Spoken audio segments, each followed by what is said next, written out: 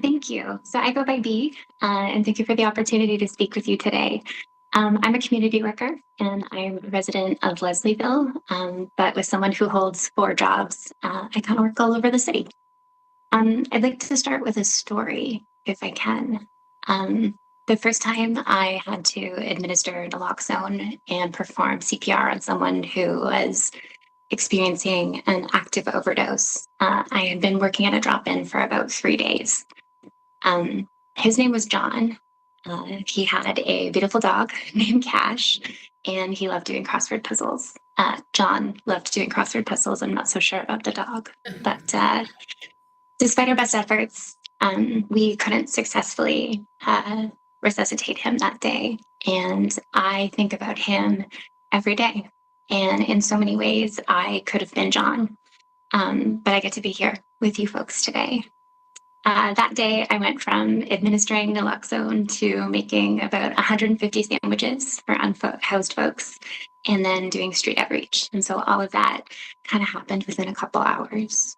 And in a lot of ways, that's what it's like to be a frontline drop-in worker. It's hard work and it doesn't stop. And so we wear all of the hats that need wearing.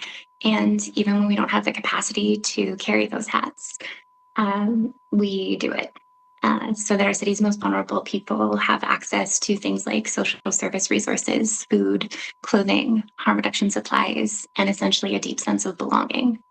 I came to community work through lived experience with homelessness, substance use recovery, and pretty deep social isolation. And I would love to say that my experience of being a drop-in service user and a drop-in worker is unique, but the truth is, it's not. Drop-ins provide essential services and are life-saving hubs for those who are unhoused and precariously housed, and folks who are living with mental health and or substance use support needs. So many of my colleagues and my peers are burnt out. The often invisible emotional and physical labor of our work is really heavy. A lot of us work additional jobs, 2 or 3. I myself mentioned working 4, to try and make ends meet.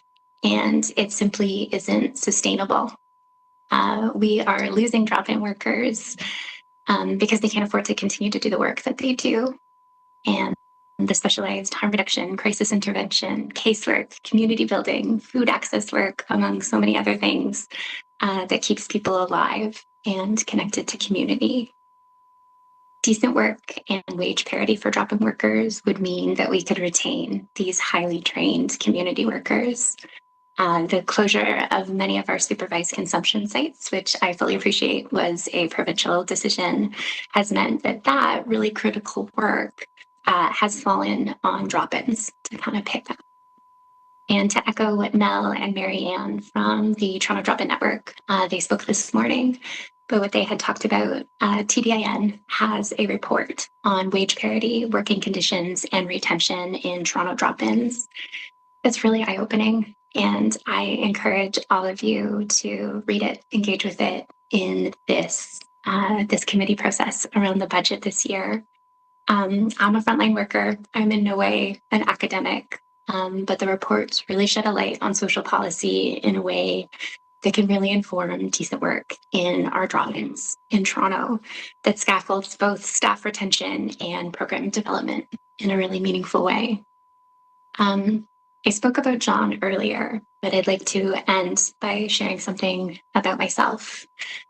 This month, so January of 2026, I celebrated 3 years of sustained abstinence.